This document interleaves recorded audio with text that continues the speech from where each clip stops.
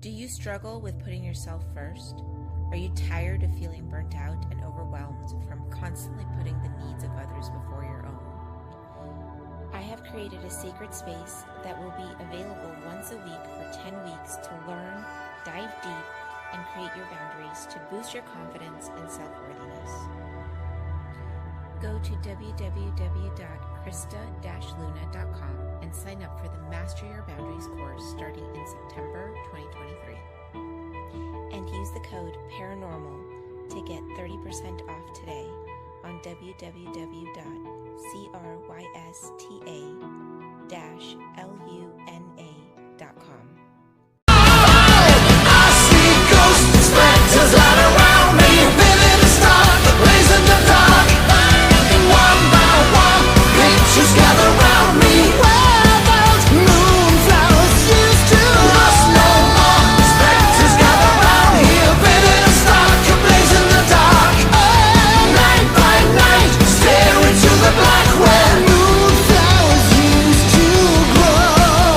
Welcome to another episode of Paranormal the New Normal. I'm your host, as always, Jeremy, here to try to make the world seem a little more normal. Does it ever happen? God, no. But we try. That's all that matters. And of course, I brought a guest to help me try to make this world seem a little more normal. And my guest tonight is author and experiencer, Justin Ericson. Justin, how you doing tonight? Jeremy, I am doing fantastic. Thank you so much for having me on your show. My pleasure. When you told me your story, I kind of was curious enough that I'm like, all right, I had to have him on the show.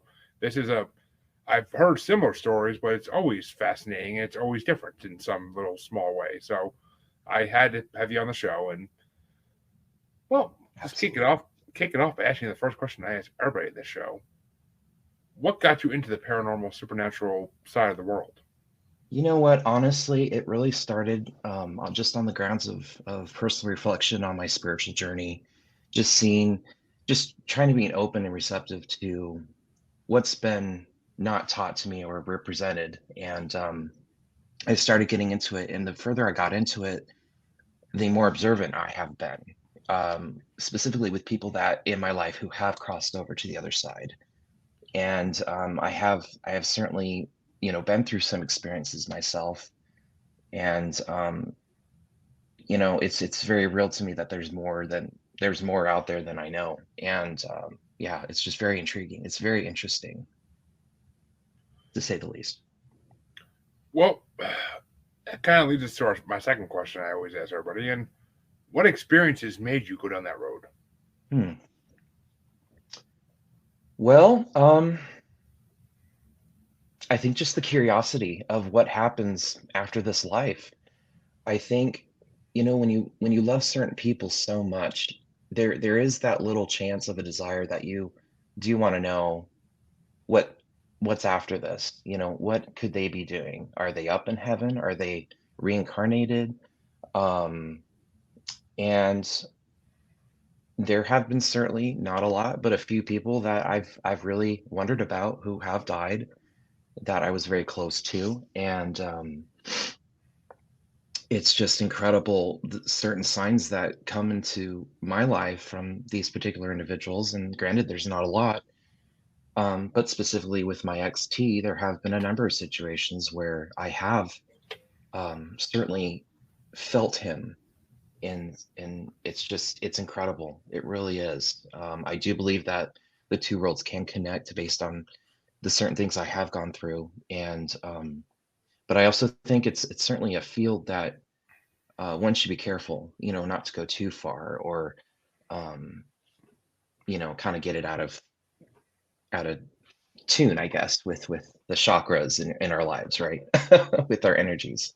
So Exactly. I mean, yeah, those who spend more time with the passed on than with the living, eventually you end up hitting a very tough mental wall to break, and it's just not pretty. I mean, there's a name for it. I just can't remember what the hell the name is right now, but there's a name for that. Oh, absolutely. Yeah, I know exactly what you're saying, and there's actually a movie that kind of triggered this curiosity in me. It's called Ghost Town, and it's about a man who sees spirits. Well, they call it ghosts, obviously, in the movie. It's Hollywood and all, but he actually helps these souls with unfinished business. And I thought, huh, that's actually kind of fascinating. I mean, who's to say that psychics today, I know my psychic, Karina, I mean, she actually is that volunteer, that individual that they can channel through. And I actually talk about that in my book as well, just about what she did for me post my ex's demise, untimely demise. And she was able to connect with him, and she literally like heard him chuckle. He had this unique habit of, if you were talking to him, he would just kind of do this every few seconds, give or take, depending on what's been talked about. And she stopped twice during my reading, and I've been seeing her for 8 years.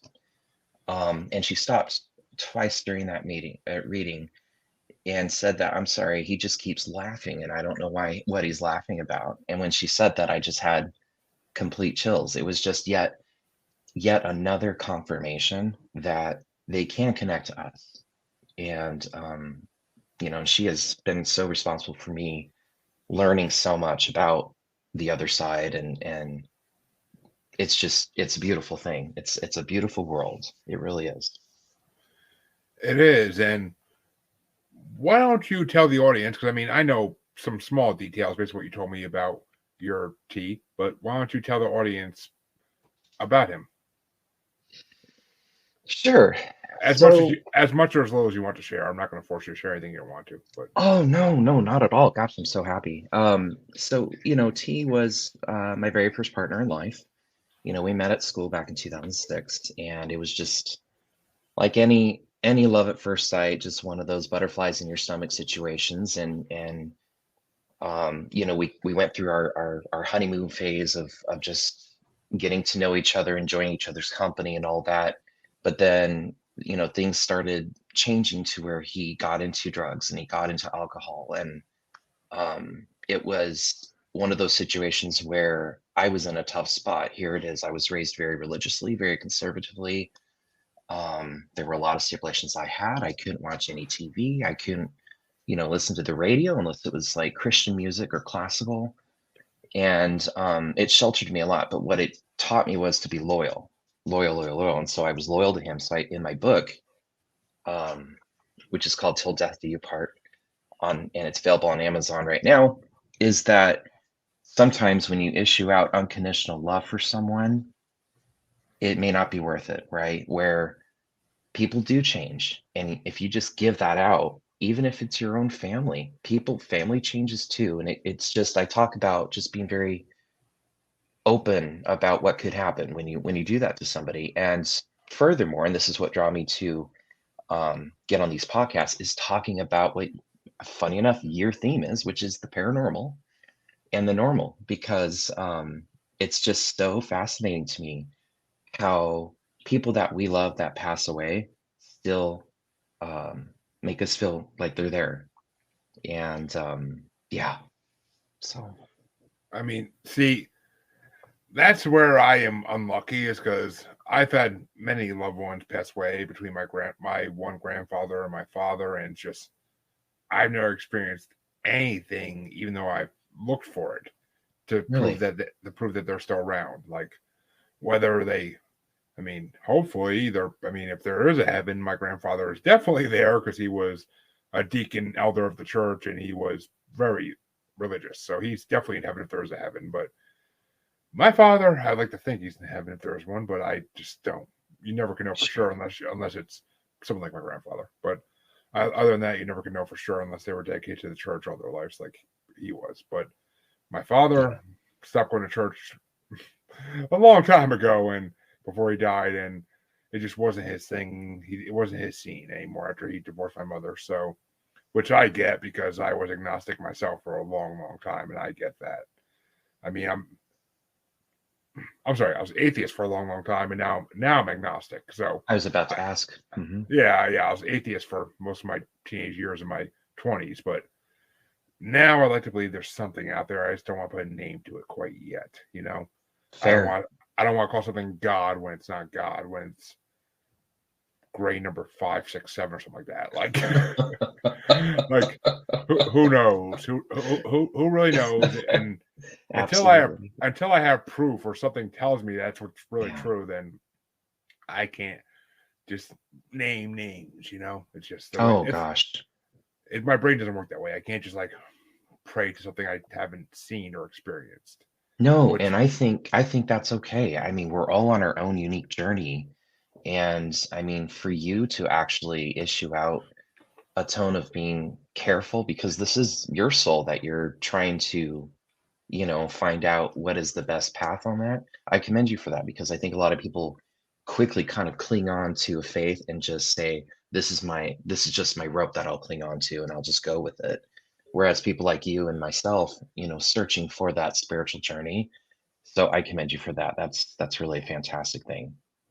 well, if you don't mind me asking, Mhm. what religion were you brought up in? Was it Christian Catholic or was it one of the other ones out there? Great question. So I was raised Pentecostal, Assemblies of God. Okay. I was funny enough, my parents would drive me to church and then they'd take me home. They never really went to church with me, past the age of, I would say, 8 or 9. Really? Um, yeah, and that was different. I always said, I was raised in a kind of like a Amish borderline family where, there were strict rules and I had to do things that they didn't have to do, like church, and was very active in the church. I would teach the youth group certain weeks, and I would also do Sunday school. I was a camp counselor. I was a newsletter editor. I was on the worship team. I mean, I was just all in, and for a long time. And then the transition from being a hardcore Pentecostal Christian was, first of all, identifying who I was as a person. And being raised in the church, I was told, that being gay was wrong and that you go to hell for it. And that really, at that moment, when I came out of the closet after reading a book called Stranger at the Gate by Mel White, I had the courage to come out to my church family, quote unquote. I say family because, when I did come out, I lost 80% of them.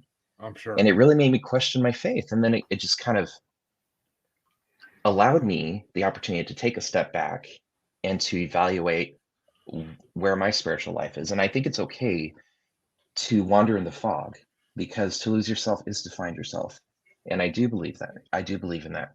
And so now I consider myself a henotheistic pagan, where basically, I'm Wiccan. So I practice, we have our own Book of Shadows. And so each Wiccan kind of does his or her own made rituals. And every Halloween is a very special time for me, because, or for all of us in the pagan community, because what we do is we honor somebody that has passed away, and the night is all about that one individual.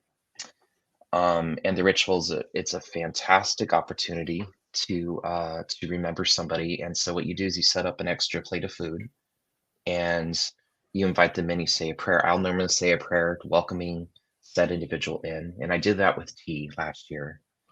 And I had thought that after seeing my psychic that, I had all the closure that I had craved with him in life, because things were really abusive with him. Um, and I didn't. There was more closure that I got that Halloween night, and it had been, I'm not sure how long between the reading and Halloween night it was off the top of my head, but I remember being overcome with emotion for a few minutes. And, I've got a celestial light that would flicker on and off. And after, what I do too is I'll rinse the plate and then discard it, and then I'll send it back up. Blessings be upon you. And so Halloween is certainly one of my favorite holidays of the year, just because of that. You know, I mean, yeah, that sounds like an amazing way to spend a Halloween. Honestly, I mean, I got kids, so every and Halloween it's cheap. that too. I mean, I got Yeah. kids, so every Halloween I'm walking the streets with them. I mean, before I had kids, I just never celebrate Halloween at all anymore. Really, I just would either be working or would be sitting home just Yeah, I hear drinking, that. drinking, and I mean, I'd have candy if there's any trick or treaters, but I never really lived in any place where there was trick or treaters. So, Sure, sure. Oh all yeah. right, well, actually, I mean, okay. And then a few recent years before that, I used to go out trick or treating with my family's kids and just go drinking along the way. Definitely. Absolutely. It makes it interesting when you go when you're drinking, because then all the costumes look even cooler. But Well, what my psychic did say is that when we do consume alcohol, it actually increases the presence of entities. It's very interesting. I can't say I've seen proof of that, but I like the idea of it. So Sure. Yeah, no, for I sure. and I mean I consume alcohol pretty regularly, so I mean I would think, oh, actually, now that I think about it, I drink a lot during podcasting, and I've literally had mediums tell me, like, at the end of a podcast, like, there's a spirit next to you. And I live in a haunted house, so it doesn't really surprise me, but sometimes they say it's not him, it's this family member. And I'm like, what's that now? Oh, And wow. but yet I can't communicate with them. I've tried. Like those nights after I shut off my computer and everything, like I shut down my computer, I'll just sit here and I'll be like, are you really, like, I'll try talking to them, and like I get no response, no signs or anything. So I don't know. So, oh wow. So what is it that you do know about him? Because it's you got the gender, and apparently he's the only one here. What all do you know about him? I'm curious. Oh, about the one in my house? Hmm. He's male. His name is Rowley. Him and his wife built this house when they were in their, I'm guessing, built in 67 or 67, I think. So they had to be in their 20s or 30s. They built this house, and I mean, I've been told different stories by different mediums and different paranormal investigators. The investigators believe that the wife and husband are both here still. Some mediums say it's just the husband, but I don't know what to believe. Did something tragic happen with the couple? No, I mean, I'm not sure what she died of, but she died in 2017 or 16, and he died at, oh no, wait a minute. Yeah, and then he died in 2019, I believe, from lung issues, because this house has radon issues, so I had to get that fixed as soon as I moved in. But we think that's what he died from, because when the paranormal investigators were at my house back over a year ago now, like we were actually asking them questions with not the dowsing rods, and like I actually said, like, I fixed the radon problem with a lot of other issues in the house, and I heard something say "thank you" in my ear, and nobody else heard it. Oh my god! And literal chills down my Sent me spine and chills. back. Oh, yep. Literally, my whole back was chilled at that point. I was just like, and they took a few pictures, which I gotta find that damn picture, because I keep meaning to put it up on my podcast page, because people have asked me about it. But they took a picture of me when I said when I said I heard that, and they're like, my arms like kind of like hanging down like this to the side of me, and you could see between my arm and my side, like, I think it's a face, and other people looked at it and said it's a face too. Other people are like, I don't see anything, but oh, look at the puppy. I'm sorry. Yeah, she's just wanting to say hi. This is my dog Nancy Noodle right here. Adorable. Thank you. But yeah, wow, that is just amazing to hear, and to, I wonder, hey, you just never know. Maybe he's so, you said that they had built the house, and I mean, wow. I mean, well, according to the last medium that actually like saw him from a remote viewing while we were doing a podcast, he likes to spend most of his time in the garage and the carport, because he had I don't know if they want to call it, he had a nice car, whether it's an antique or it was just a nice car that he loved. Like, I don't know, but there was a nice Beamer when I moved in here, but I don't think it was an antique by any means. But and I mean, of course, his family members took it away before we moved in. But oh, darn! I know. Trust me, I would love to drive that thing. And I'm not a car guy either, but I would love to drive that thing. And yeah, I bet. But he spends most of his time in the garage, in the carport. We used to have a garage. We used to have a camera in the garage, which we now have down the basement with the other camera for our dogs. But because I have two mastiffs, but we caught on a camera in the garage a ghost light or an orb, and I actually have multiple videos that I posted on my page of orbs and stuff in the garage, just weird sounds at night that I can't like sign away to anything in the house. So so you have seen some things. That's And what do you feel is the history of orbs? Because I've heard many different things. Do you have any idea or theory about that? I do. I mean, I have a theory, and I've been told I'm wrong by some people. I've been told that it's interesting by some people, and I've been told by some people that maybe that's actually the right theory. But basically, here it is. Sure. To me, an orb or ghost light is basically a ghost baby, someone who's newly deceased and doesn't quite know how to form any shapes with their form yet. Now, Okay. I like that theory.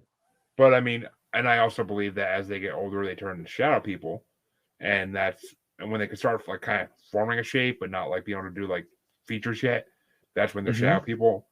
And I believe once they hit a certain ghost age, that they can do full body apparitions once they learn to control their features. So, I Very mean, cool. that's a theory I have. I've been told that shadow people are something completely different and that they have nothing to do with ghosts. But I also been told, but I mean, it's the paranormal. Any theory you have, Yeah, there's gonna be naysayers. There's gonna be people that are really like, you're right, and there's gonna be people exactly. in between.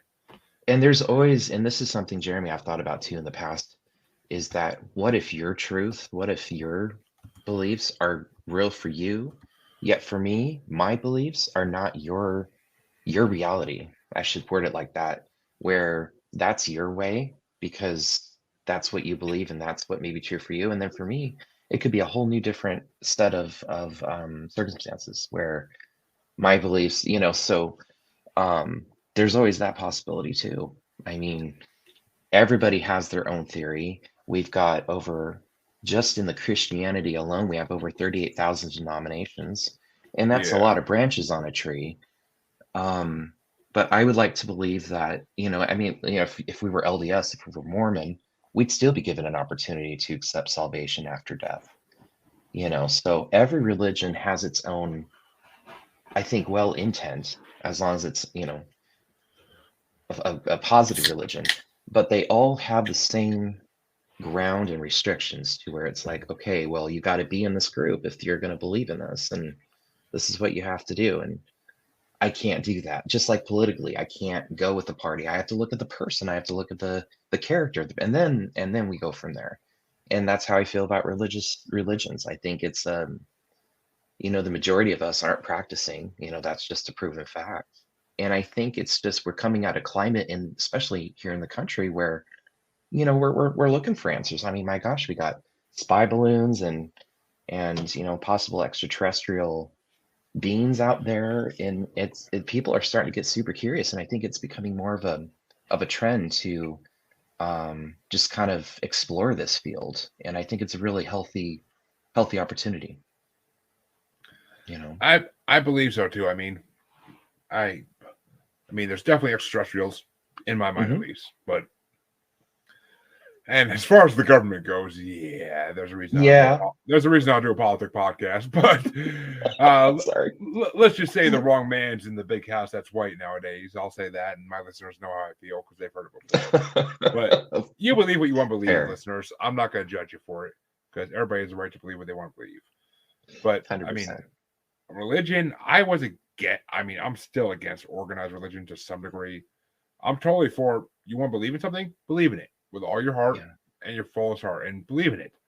Yeah. And if it lets you lead your life in a happy way, great. But we don't need organized religion because all they do is take money from us.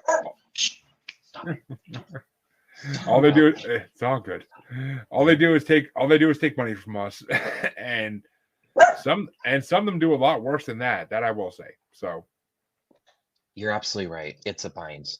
And now what they're doing, especially in the televangelical movement, is, they're starting to blend politics with the church. And that to me is just so left field. Well, I mean, politics and the church have been combined since 1200, 1300 England, like back in the day. Like politics and church have always been combined to some degree. I mean, it's gotten so more heavily. The past 5-10 years. But regardless, back to that whole issue of the soul, I think I think it's just, and for me, it's like, okay, here I am. I'm approaching 40 before I know it, in the next few years. And it's like, I have to know, I have to be content with my belief system. And I'm always learning and I'm always receptive. And I think if more people were like that, they would be happier. I really do.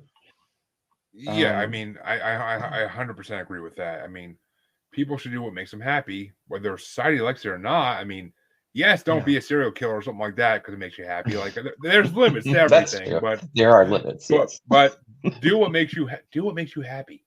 Like, that's always been the biggest message I tell everybody is like, if it makes you happy and it's not gonna hurt anybody else in the process, No. then go ahead and do it. But And you do not need a following for that. You can just do that on your own and make that good enough because nobody's going to do you but you. well, I mean, me in my 20s, I don't agree with that statement, but I'm Oh, not married. well, I mean, I, I can get, see that. Yes. I get what you're saying, but I mean, I had to throw that in there. But I being a love married, that. Yes, that was good. being a married man, I now see differently. But, Sure, sure. but yeah, I mean, yeah, But no our one. mental health is so important, It is. I'm a big advocate for mental health. I mean, Yeah. I've gone through some dark places in my life, and Mm, it took years for me to get over some of these things. But sure. mental health is important, and Yeah. no. I mean, it's always been a big emphasis on women's mental health. And in the last few years, there's been a great, thanks to podcasting a lot as well. Shout out to my boy Harvey Laguerre. There's been a big Hey there. lit from Men Are the Prize podcast. There's been a big, among others, and Sean Young from Sing with Sean podcast. Sorry, I can't leave you out, buddy.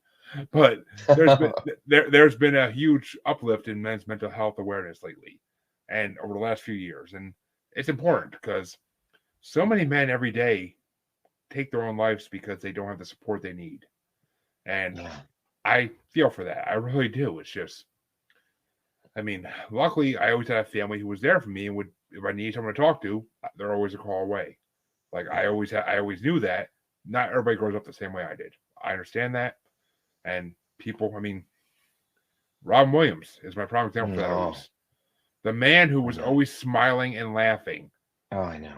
Did something horrible to himself. And yeah, it's just, I mean, yes, I've made jokes about it on other podcasts because that's what well, those podcasts were for. But and if we could just say something specific about that, because I may be so rude, I'm so sorry. I totally interrupted you. No, please. With Robin Williams, with his very rare form of dementia, I guess research has it to where when you have that, you can see hallucinations. And so what I'm wondering is if you have certain mental, I don't know, chemicals opening up in your brain or something to attract hallucinations, what if those hallucinations are our entities, our spirits, our lost souls? And, because, he did hang himself from this rare form of dementia that he had during that episode. And I think it's a possibility. I'm wondering if it's a possibility. It's very intriguing. They talk about the third eye. They talked about the fourth dimension. They talk about how, with like, there's a show on Netflix called How to Change Your Mind, and it dives into the psychedelics and it dives into what the Native Americans use, which is peyote, and it takes 15 years for that to grow. And it just provides that bridge to get to those territories. And maybe what Robin Williams had was just another portal for that, and it was really frightening and scary. It's possible. I mean, who's to say that the dementia he had really just wasn't? I mean, another dimension. I mean, and there's more than 4 dimensions. I'll tell you that much. I've had guests on my show who tell you there's countless dimensions that they visit while they lucid dream and astral project. But oh wow, how cool! Yeah, I mean, some of these dimensions I've been told you don't want to go to because the inhabitants that live there, I don't even want to call them people, but the inhabitants that live there are not. They're scary. Is the best word for it. But there's also other dimensions where you feel like you're home. There's other dimensions where the creatures seem friendly and warm, but I mean, there's yin and yang for everything in this world, so that makes sense. But Have you had a consistency of guests that have said the same thing about how they appear, these creatures? no, no. I mean, well, I haven't had that many lucid dreamers on my show, honestly. I mean, the one I had on Vincent Black. He wrote a book about it, and they're all different. They all look different. I mean, he couldn't even describe them, like a lot of them, and like besides like vague descriptions, because you just when you wake up, you don't remember everything. You just That's remember right. parts of it. But that's meant to happen, though. You're not supposed to remember things that happen when you're asleep. So That's right. I And mean, I'm a yeah. stoner, so I barely ever dream. But Oh, I believe in that 100%. Me as well. And dreams too. I think dreams do have a special meaning. I used to record all my dreams growing up, and I would have these books of my dreams, and I felt always that dreams always had meanings to them. Especially during because I still dream, not as much though. Um, but some dreams I have, I can see the light, I can feel the air, I can feel the weight of my body, and I could see color. And other dreams, most dreams these days, unlike when I was growing up, they're more forgotten. I'll wake up and be like, oh yeah, I don't remember that. um, and then there's of course sleepwalking, putting knives in the garage, putting socks on the kitchen counter, putting gallons of milk in my room. I sleepwalk a lot. So, thank thank unfortunately. thankfully, that's one curse I'm gonna say that I never have been blessed with. I mean, I just That's I good. I slept walk once in my life. Yeah. It's a famous story in my family, but I slept walk once in my life when I was a kid when I was very sick, and that was it. And Oh, I geez. actually okay, I'm sorry, it was twice in the same Uh-huh. sickness because I decided to relieve myself in a garbage can and then the refrigerator. So Oh, man. Where's the video? That would have this been was it. hilarious. This was the '90s, luckily before that existed.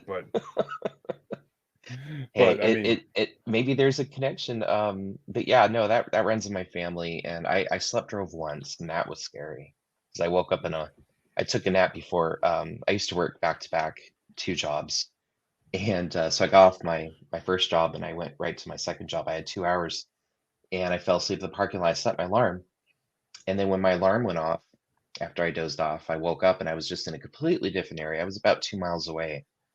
Um, but thank God that was the only time that happens. Um, but that could be another discussion about how all that works, you know? well, I Um, mean, yeah, is it possible that that people who sleepwalk when they sleep, I mean, a spirit takes over their body for a little bit, exactly. or I mean, could it be almost like a dual personality thing in a way, Hmm.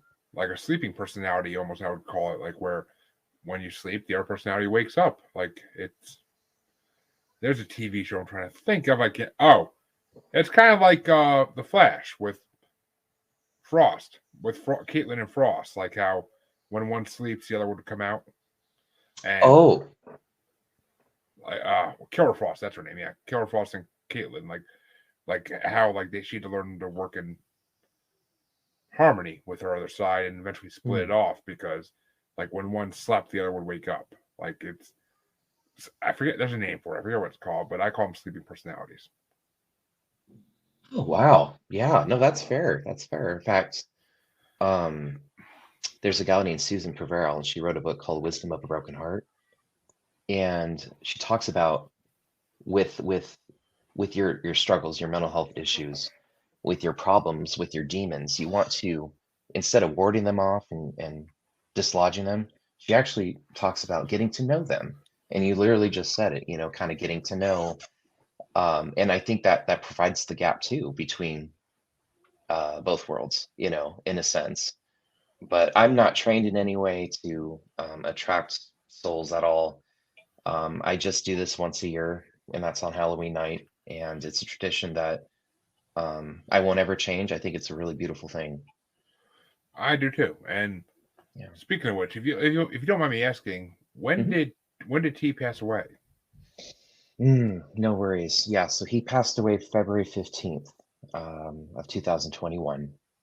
And my friend who was his PFOD counselor had dropped him off Valentine's Day back at his apartment, and they had an argument. Um, you know, his counselor, Randy, was just like, you need to get your shit together. Oh, excuse me. Sorry, language. Oh, you can. Um, It's fine. It's fine. and it wasn't his first time attempting suicide, but finally, February 15th, it happens. He actually successfully killed himself. He overdosed. And, ever since then, for me, Valentine's Day has been a curse because in my book, I talk about the fact that no matter what abuse he brought me through or manipulative behavior he got me in, I was still right there, and I was still. Now I look back and I know that I enabled certain things like his Yeah. plastic surgery. He had an addiction to that and all that, which I dive into the book. But it's really fascinating learning at it during life, just learning on the spot about these things and not realizing the lessons that you missed until much later on. And I did that with him, so It's true. I mean, yeah. I personally have dated heroin addicts and not realized it until I was 6 months into a relationship. So, I mean, this was also over a decade ago, but I was young and Sure. naive. But I dated a heroin addict and didn't realize she was a heroin addict for at least 4 to 6 months in, and I basically lost my bank account, which was pretty full at the time, completely disappeared over a year. And the only reason it ended was because she moved to North Carolina when we were currently in New York at that time. So I'm so sorry.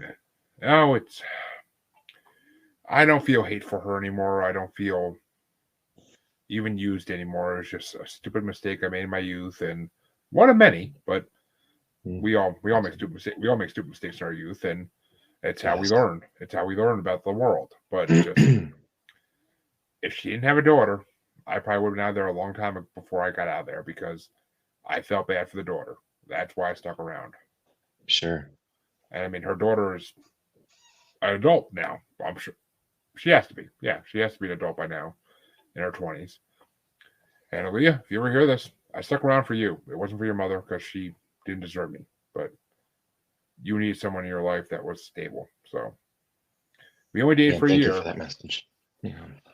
We only dated for a year, but I mean, it is what it is. I mean, I can't find her on Facebook. I can't find her daughter on Facebook now. So I just don't know if they're not into it or if she changed her last name or something. I don't know. But then again, I also don't want to talk to her because, I mean, she got clean, I believe, when she moved away because she had no sources she knew down there. But I don't know. I haven't talked to her in over a decade and really don't have the urge to.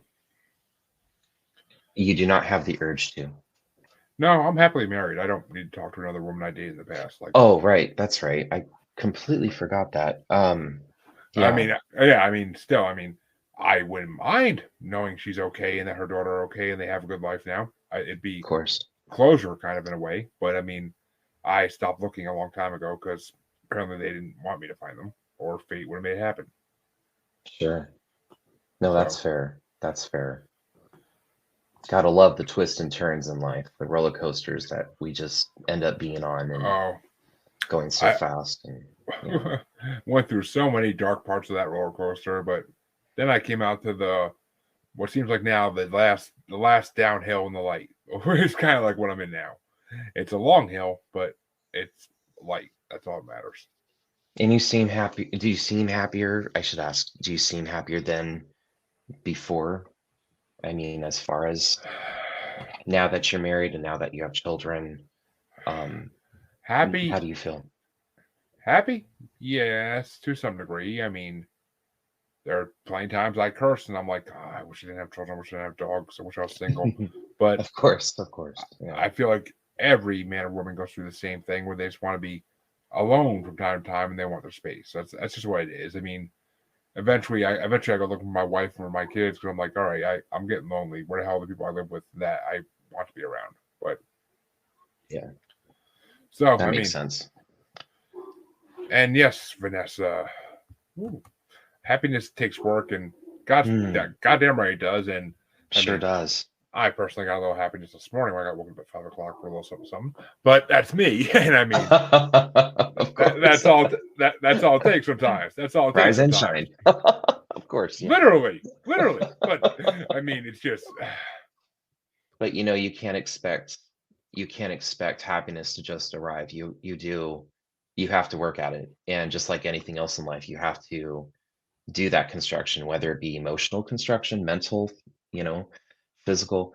You have a dream. It's your job. It's pretty much up to you. It's not, and that's the problem with a lot of people these days. And I know I have been guilty of this periodically in my past, where there's these self-entitled moments, and it's like you can't have that. You can't get lazy. You have to work with what you want.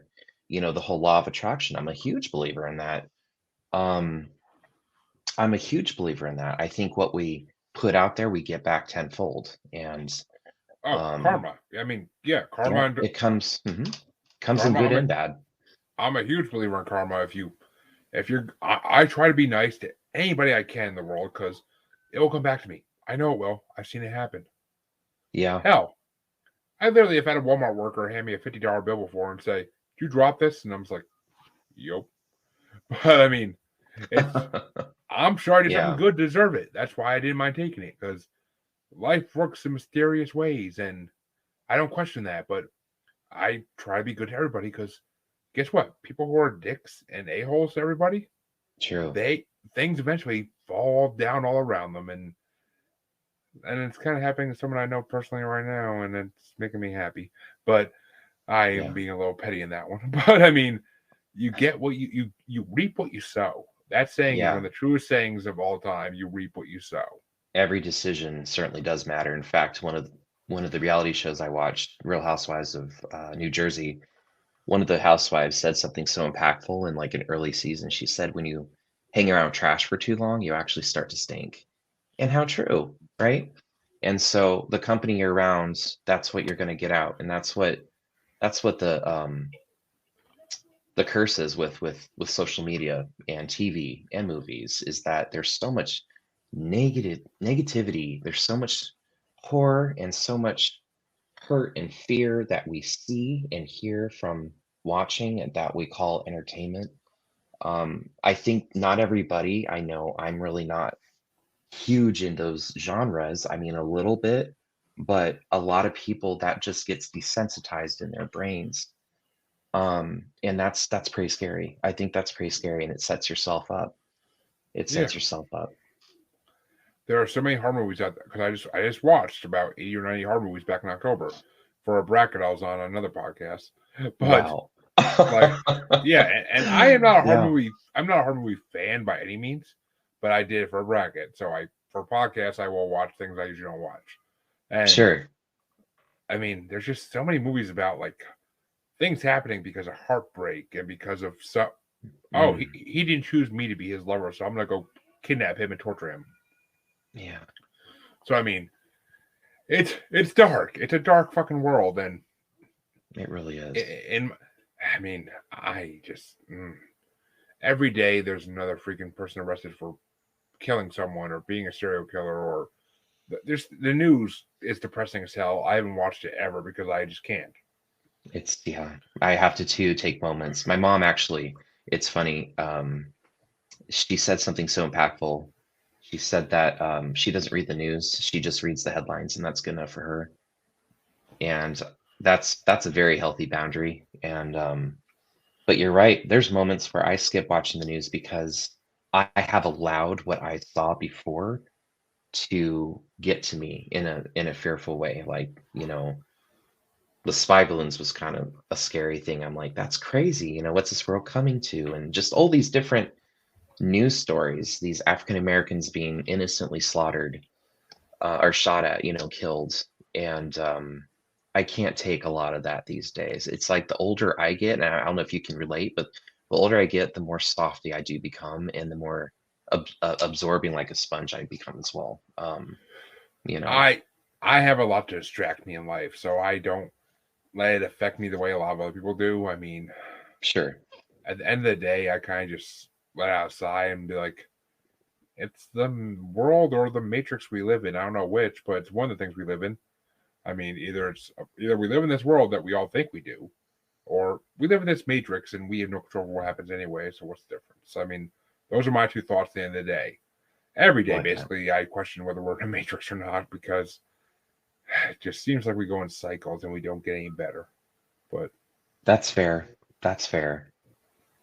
I don't know, though. I mean, that's one of my favorite conspiracies, is the idea that we live in a matrix-like society, and whether it's extraterrestrials or who knows that are running it, but it's very possible, I think, because we all have our routines pretty much every day. Most of us have our routines, and we just do them.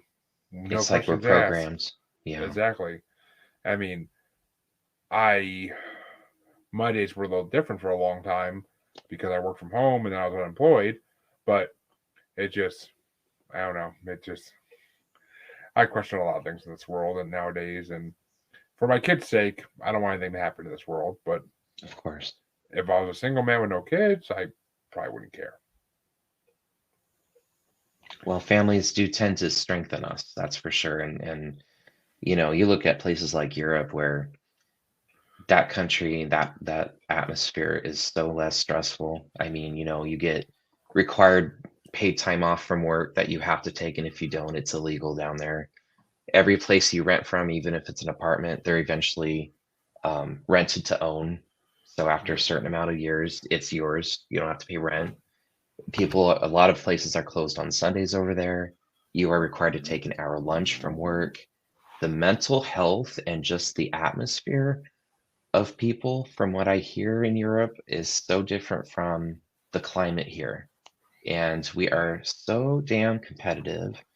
We are so concerned about what people think of us. We're so in other people's business that it's just so much noise.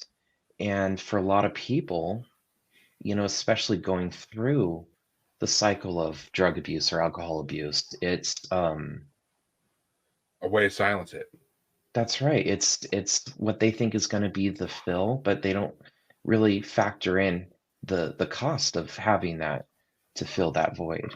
And it's messed up. And I can't blame, I really can't blame the user of it entirely. I think it's just a lot of different factors. It's not just self-will, it's influences. It is. You know what I'm saying? Yeah. It is, but I mean 100%. I mean, I've been through some dark fucking times in my life, and the only things I ever touched were alcohol and weed. I refuse to ever go harder than those. I mean, I could say the same. I mean, I'm sure a lot of people, I'm sure, say the same thing. And I mean, I've been offered harder, but see, here's the thing. My cousin, growing up, he was 6 years older than me always. He was a heroin addict for a long, long time, and then an alcoholic for a long time.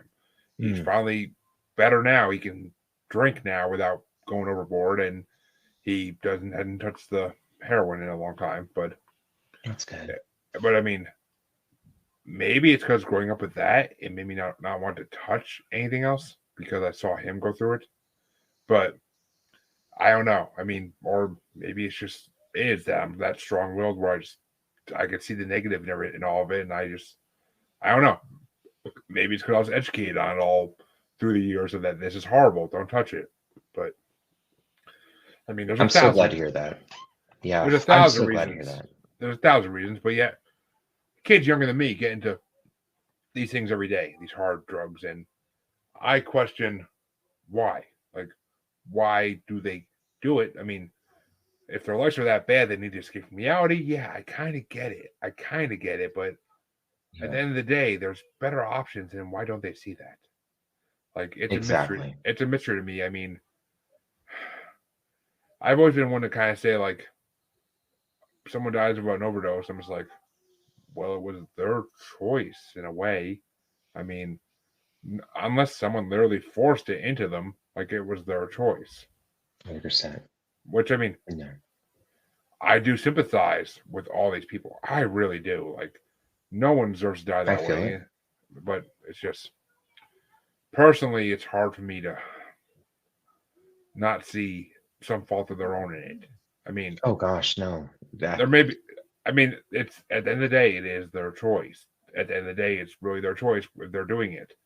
If it was them that did it, but I mean, plenty of mafias and gangs have used that as a way to execute people by making it look like a drug overdose. So there have been situations where it's not that person's choice and they are forced to die a horrible death because of somebody else. But 80% of the time, it probably is their choice. And I mean, I sympathize with it. I wish there was a better way. I wish the world had a better way to control these things so that these things were available to people. But it's just never going to happen, I don't think. And that's the sad part.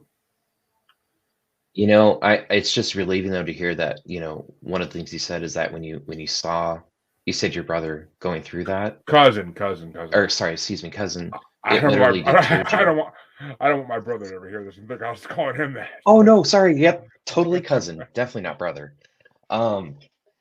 You know, and not everybody's like that, you know, and you know, I say that because, you know, when T killed himself, it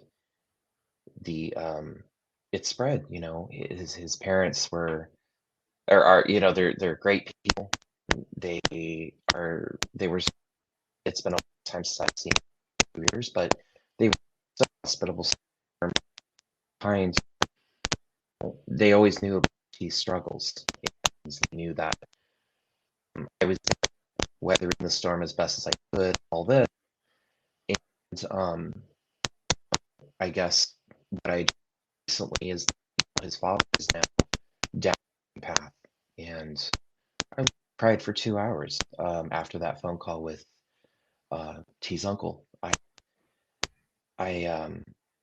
I just felt that my heart was just so heavy, and it just makes me wonder how other family members of those that have taken their own lives have on the same road, and that's so much to take in for someone like me. I'm logical, but I'm very emotional as well. Um, and yeah, so I mean, yeah, I mean, at the end of the day, it's always a sad thing.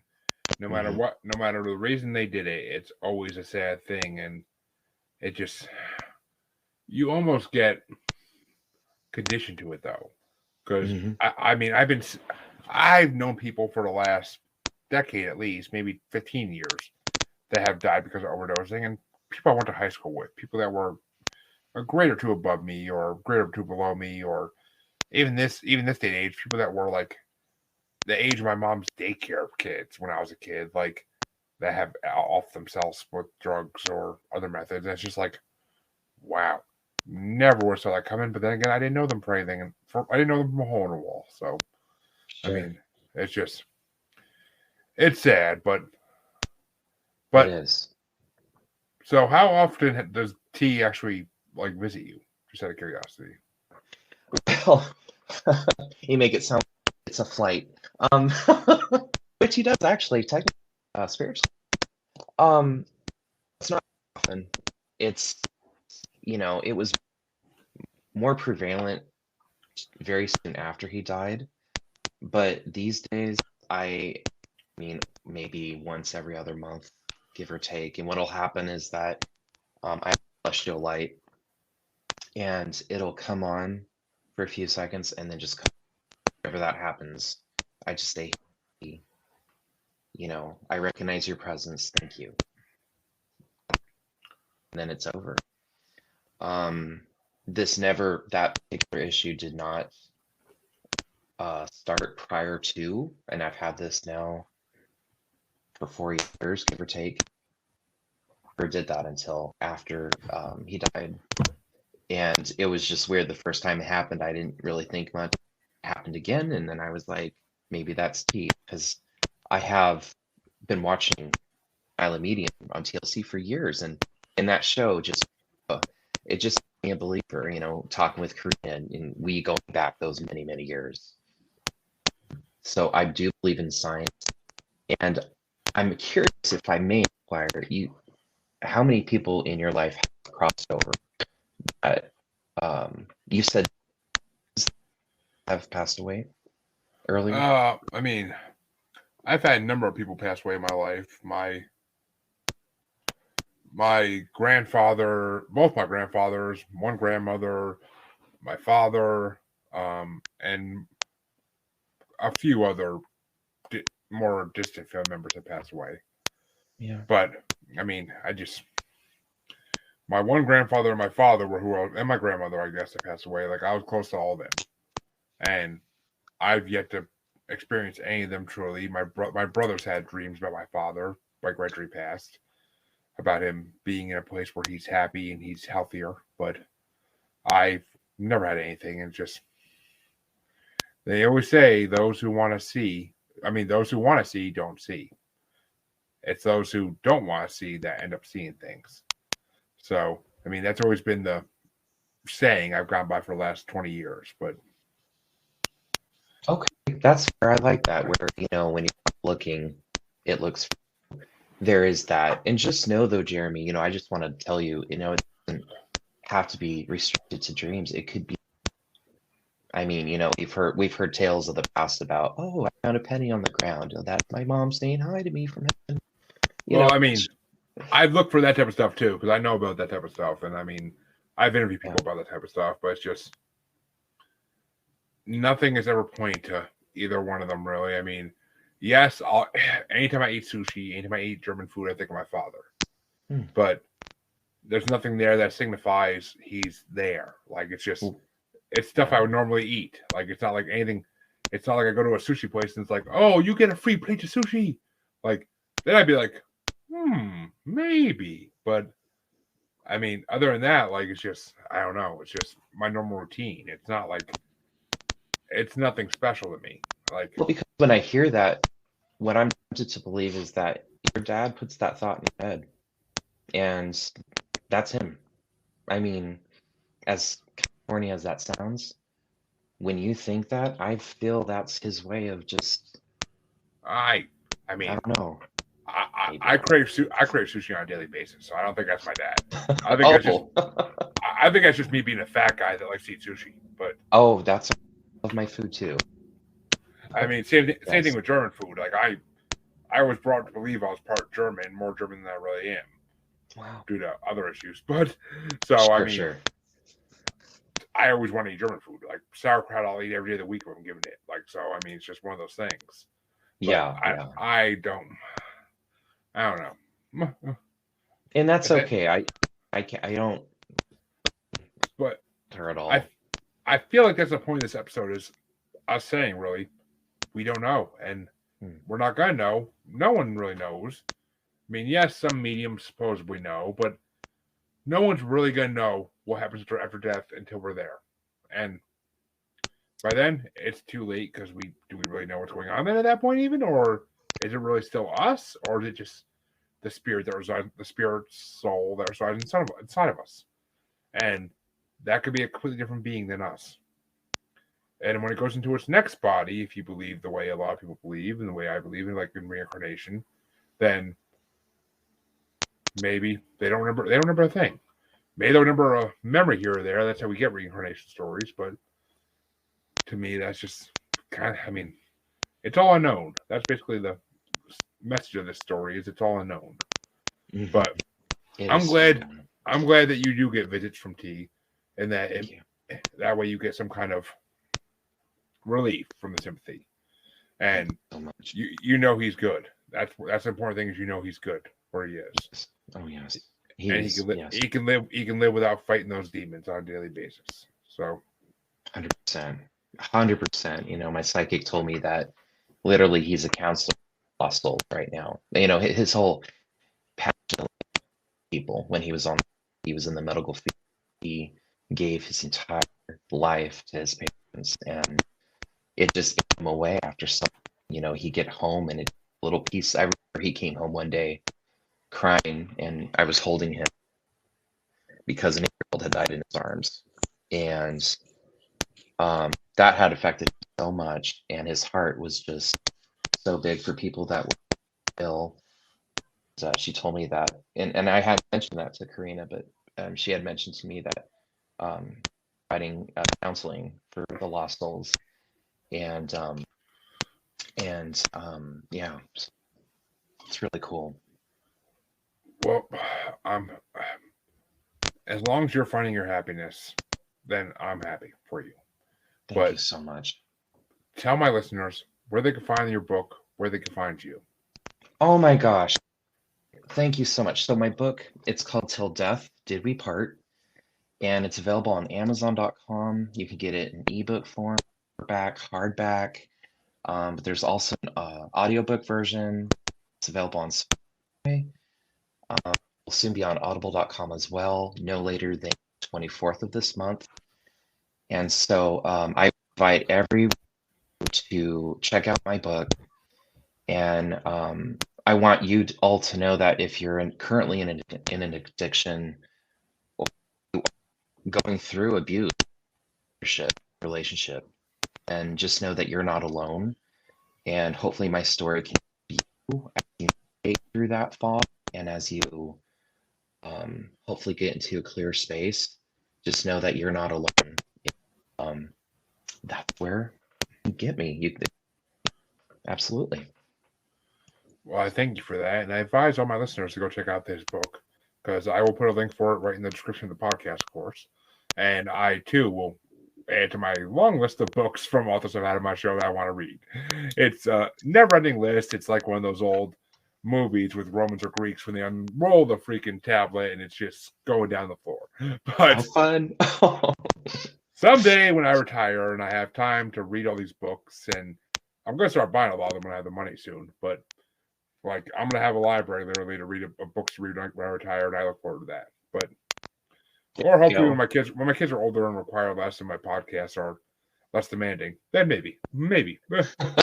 When there's more, I understand that completely.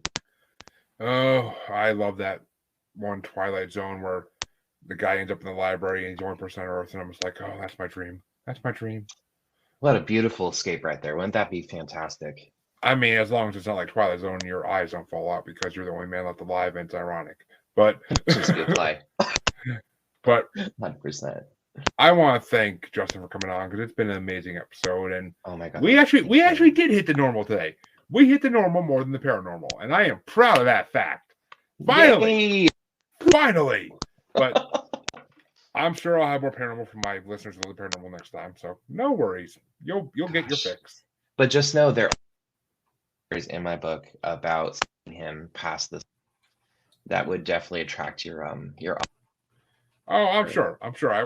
I wouldn't have had you on unless I thought there was a way my listeners could have wanted to read your book, and because of the idea of it, I'm sure they would love to because of the stories in it. So please, listeners, go to the description and check out his book. And I'm pretty sure if you have Kindle Unlimited, it's free. So, it is actually. For mentioning that, is completely free if you do. Because I did look at his Amazon page yesterday for a minute. So if you have Kindle Unlimited, it's free. So there you go.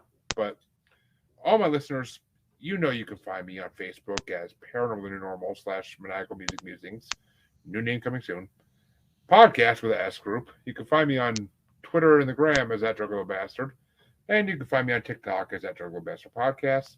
And you can find me on YouTube as Paranormal New Normal, where this is streaming currently, among other places. And wherever you're watching or listening, please like and subscribe. Your likes and subscribes keep this podcast going. So until next time, thank you to all my watchers and thank you to all my listeners. And Justin, thank you for coming on and telling us your story. It's always appreciated. It's a great show, Jeremy. Thank you again so much for having me. My pleasure. And I will see you all next time.